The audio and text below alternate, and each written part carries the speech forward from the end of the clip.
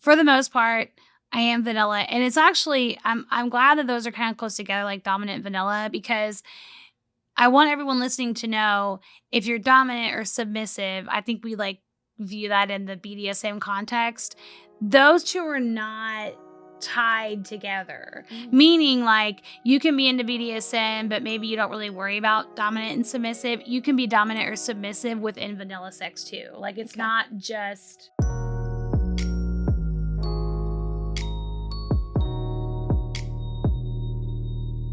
Okay, hello everybody. This is Sex Positivity Unfiltered, where we talk about sex and we are not polite about it. My name is Lyndsey Murray. And I'm Denise Stratton. And we're just giving you guys a quick bonus here. We are going to do the BDSM test, which is quite literally on bdsmtest.org. So we're going to do that together and talk about the results. So get into the nitty gritty here. Yeah. We just recorded that last episode, which was the kink test. Or not kink test, exploring your kink. So I guess we're putting our money where our mouth is. Is that how that goes? I think, okay. I think that is the saying, yes. So yeah, we're going to just take you along the journey of what the test looks like, what our answers are, and what the results are.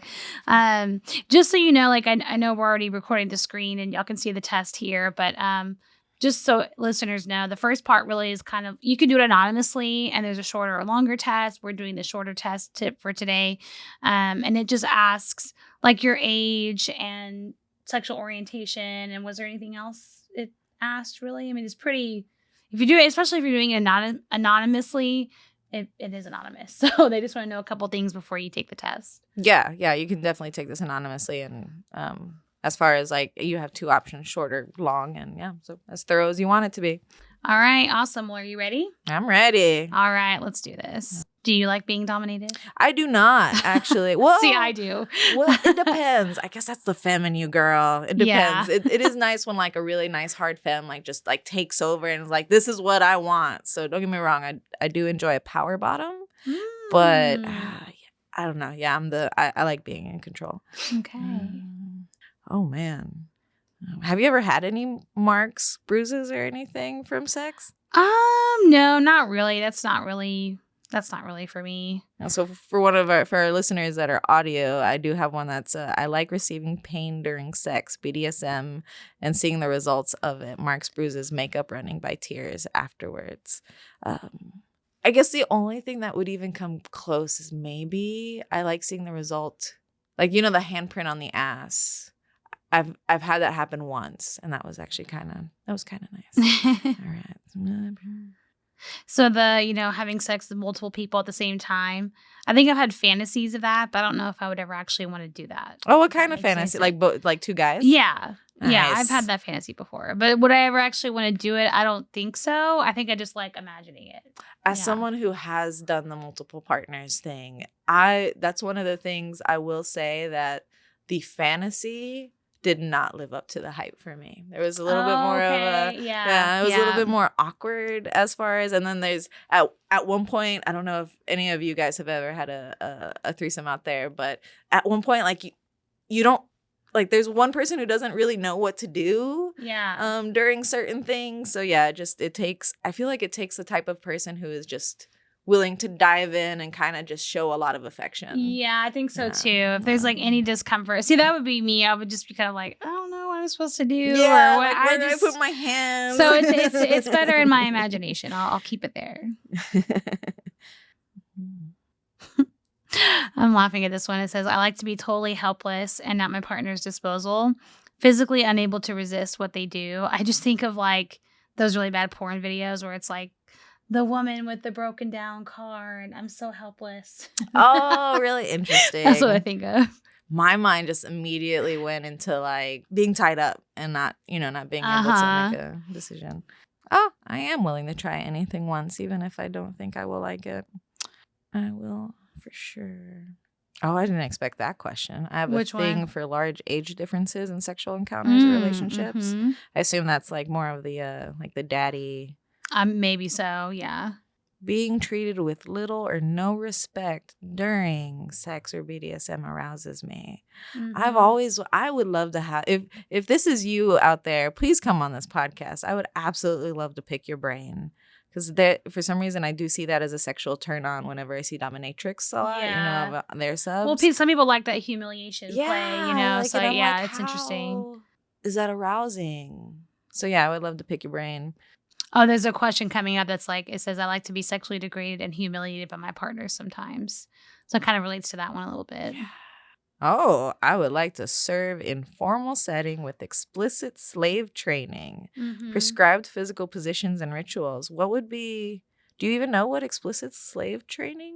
I mean, people do have like a master-slave relationship, and it can be like 24/7. So it's basically like a consensual agreement that the master or like the slave in that dynamic does what the master wants them to do. And it's not always like sexual, but it could be. Yeah. So after last episode, I had like a whole kink day. You made me research, which was really good. And then we recorded. And then literally that day, because we were going to prom, I set up a scavenger hunt, almost like a dare test for my wife to like, she picked up cards and like went through. And we went to a kink marketplace to pick up like some gifts for each other, right? And after that, after our prom and everything, we came back, and just because it was on theme for the whole day, we watched 50 Shades of Grey. Have you seen that movie now? I have seen that movie. Like now that you've had your education? Oh, no. I mean, I read the books, then I saw the first movie when it came out, but I mean, that was so long ago. Girl, now that I've learned about Dom and Sub because of the last episode, that movie gives me a whole nother life. Right. Once you have some education and like knowledge of what it actually looks like in the real world, the movies and the books, you're looking at through a whole different lens. Yeah. So that's what it makes me think. Because I remember he was like, I want you to be mine. And it wasn't like a romantic, I want you to be my, my partner. It was more like, no, I want to have complete and utter control over you. And I want you to sign, this contract saying that it's okay. And I remember now that I watch that video with the relationship, I'm like, oh man, that guy's really controlling. But that's just part of, he's a dom, right? So that's kind of just his automatic. Yeah, that's what he likes. Yeah. So the questions about like being a pet or keeping your partner as a pet, no judgment to anyone who's into that. I am not into that at all. Really? Yeah, that's definitely like an absolutely disagree for me. Oh, that's fair. I've seen it. Like I said, I saw the puppies. I thought it was really cool. I've put someone on a leash before because she requested me to. But that's also not my kink. I enjoy feeling like prey hunted by the predator. Okay. It's an interesting one. I see you bottoms out there. This one is an odd question for me. It says, I like it when my partner takes on a nurturing and guiding, almost parental role in the relationship. I don't know how to answer it because the parental role is absolutely hell no for me. But I do like when my husband is nurturing and guiding. I mean, I don't know. That's a tough one. I don't like when he gets like what, romantic, or like when he's like affectionate, like takes care of me when I really need him to be there, like kind of nurturing. But if it ever goes into like parental role, ew, it does not turn me on at all. So I don't know. I don't know how to answer that one. So if he ever requested you to call him daddy, that would be a hell no. Oh hell no. Andrew, if you're listening, don't even fucking ask. Like, it's not happening. That's good. Okay. Oh, wow. Being a part of a group of slaves that serves one master mistress sounds like a life that would really suit me. That's interesting. I wonder if it's because, like, you don't take on all the load and, like, you have, like, a community. I guess I could see that kind of there. Yeah. Oh, yeah, I'm getting into the pet questions. All right, I think the ones that she was talking about for the audios is I enjoy being kept as a pet in a cage, eating out of a bowl, being petted, caressed. Now, I've seen the cage, like the cage where they, they keep people in. And I've seen the kennel, like some people use a kennel in order to, like a punishment. I don't know if I could do the eating out of the bowl. But the being petted and caressed, when I saw the puppies do it in the pack, it actually looked kind of cute. You could see, I mean, it makes sense. Yeah, but just not for me. Oh, I love seeing the fear in my partner's eyes when they know I'm about to inflict pain. So that makes me think of 50 Shades of Grey. Yeah. What? I would like to be nothing but a 24/7 sex slave, i.e. not having any human interaction outside of sex and BDSM.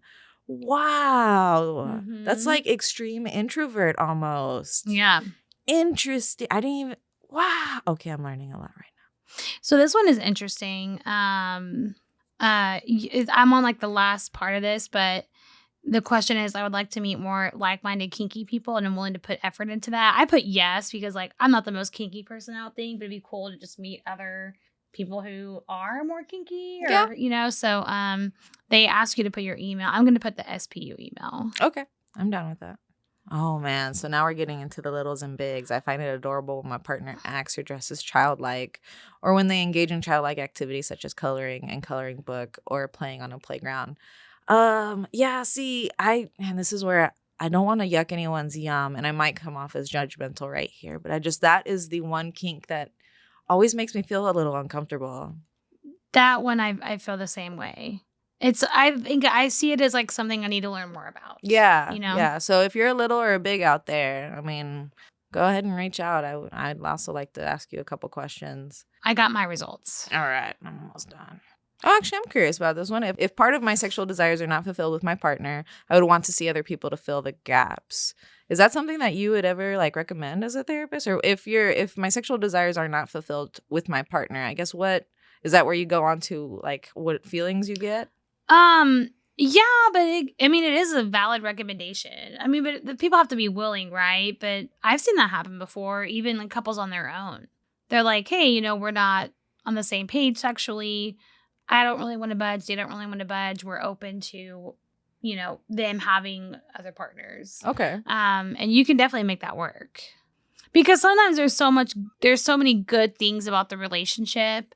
And it's not that they like stop having sex with each other, but it's just if they have more that they want to do and their partner doesn't want to do that with them, and they're both okay with like opening the relationship, yeah. If I could make some money selling porn clips of myself, I definitely would. I mean, if I could make money, I don't know if my porn clips would be any close to attractive. But then again, that's a can of worms that I don't know if I would want the internet to be around. Yeah, that's not for me. But kudos to you guys. Like, I really do admire anyone who's able to put their intimate acts out there. I feel like a lot of these questions are kind of repeats. Mm-hmm. I think they're like the opposite. It's like, I like these things versus I like to do these things. So I think the wording is very similar. The idea of being tortured sexually is appealing. I wonder what that would entail. I would be willing to leave everything behind to live my BDSM life of my dreams. All right. Results are in. All right. Okay. So what's your top 3? My top 3 are switch, which is 100% brat and submissive. Oh. We talked about brat the other day. Yeah. Do you know what a brat? No, what is that again? So I think if you click on it, yeah, there we go. So. Okay. I didn't know you could click on it. I was like, I don't know what some of these mean. Okay. Yeah. So for our listeners out there, brats are in a sense naughty submissives. So they find disobedience a form of playfulness rather than letting their dominant down, and require a compatible dominant who will not only teach them a lesson, but also accept that any number of lessons might still not necessarily change this behavior.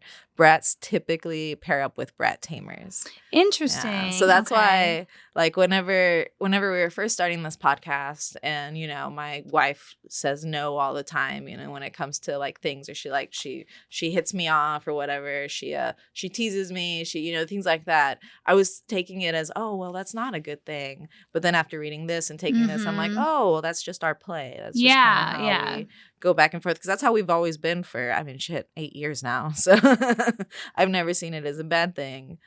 So yeah. And what are your top 3? Okay, so mine are rigor, dominant, and primal hunter. So it's a little bit different than my first one. So I don't know if it was the fact that we took the short test, right, versus the long test. Rigor was my top 3, and dominant was my top 3, but brat tamer was up there last time as well. Okay. And then my next 2 before we start getting into yellow are non-monogamous and brat tamer. Okay. So just to give the audience a little bit, so riggers, which is my top, would be they like to tie up and restrain their partners. They use rope or other attributes, chains, cuffs, spreaders, whether sexual enhancement for art or just for fun. They enjoy having their partners completely at their mercy. Riggers typically pair up with rope bunnies, which was my wife's number one as well. Okay. So it was like perfect. Yeah.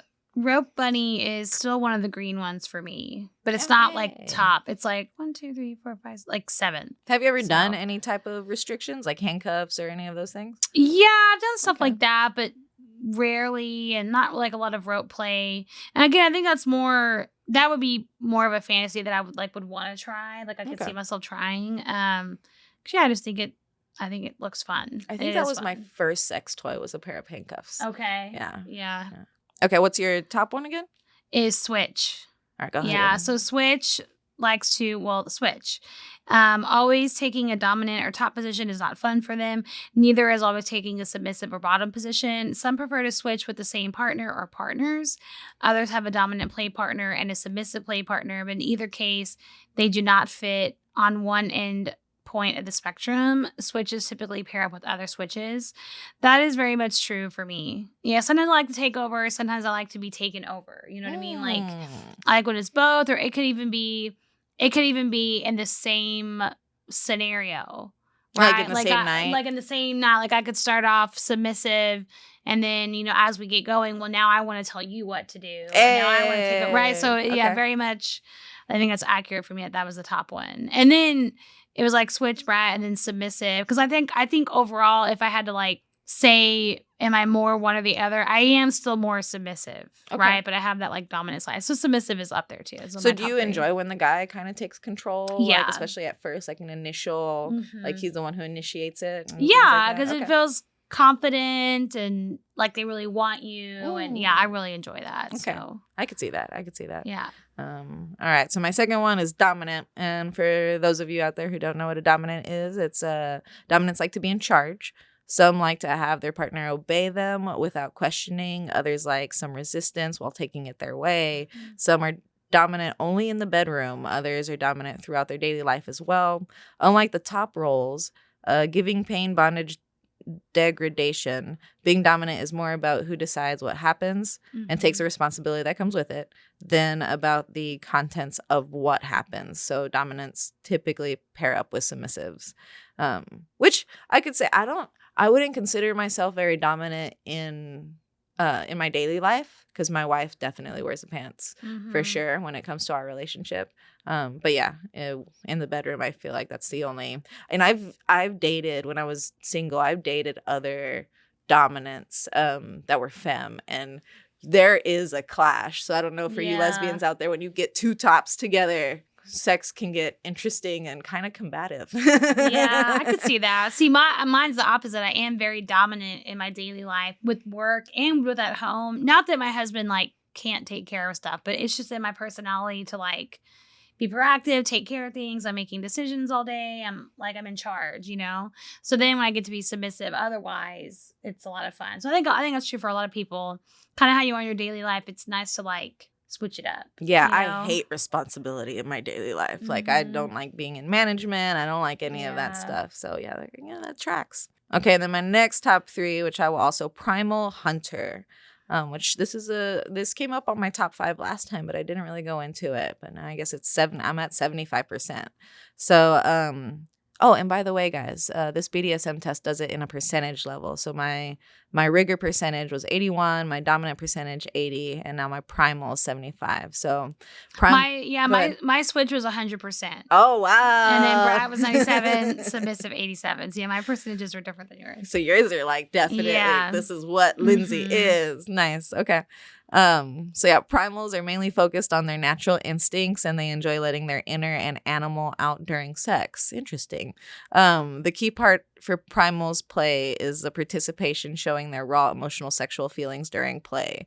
All of the labels, roles, and protocols go out the window, and the prey can become a snarling, growling, clawing animal hell-bent on getting away from its predator, you. Hunters typically pair up with primal preys. That's interesting. So I guess that kind of tracks with the brat and brat tamer a little bit. So maybe that's why. I've never growled in sex or heard growling, so just to throw that out there. So the internet, you can't say. I'm going to be asking Sam. Denise said she's never done that before. I don't know. Wow. Okay, that was cool. Those were your top 3, right? Those are my top 3, and then I'll just go quickly over my next top 3 because once you get further down, then it gets into like the yellow and the red that aren't really so much you, but these next few, I guess, would still be me. Okay. There's experimentalist, which experimentalists want to have tried it all. An open mind and an insatiable curiosity are their key features, and they will rarely form an opinion before they have gathered firsthand experience. They often have plenty of fantasies and will actively pursue to try them out. Experimentalists typically pair up with other experimentalists. I think the part about they often have plenty of fantasies is true. I don't always actively pursue to try them out because sometimes I like it to just be a fantasy, if that makes any sense. What's the percentage on it? 84. So it's like high. Wow. Yeah, I'm like kind of surprised by that. But I think it is very true that I do have a very open mind. Because when I think of like exploration, I don't think it always has to go well or that I'm going to love it. I think people get caught in that trap of like, we're experimenting, it's going to be great. But the reality is you could experiment and you're like, no, I didn't like that at all. And I'm okay if that happens. To me, that's not a negative. It doesn't even have to be like a negative experience. It just is what it is. Okay. If I don't like it, I don't like it. If I do like it, we could do it again. So I am very open in that way, and maybe that's why it's such a high percentage. Yeah, when you said the definition, other than like maybe the sexual part, but just in your daily life, I would consider you because you're very open minded. You also do explore a lot. Just in general, you're always doing something different as well, like a new project, a new business venture, or whatever. So I could see that like in your normal life. Yeah, definitely. Yeah. So that makes a lot of sense. And then there's experimentalist, dominant, and then vanilla. And I'm laughing because I am vanilla, truly. Like I mean, there's a couple things that I would try that I might like, right? Like being like handcuffs, whatever. But like for the most part, I am vanilla. And it's actually I'm glad that those are kind of close together, like dominant and vanilla, because I want everyone listening to know if you're dominant or submissive. I think we like view that in the BDSM context.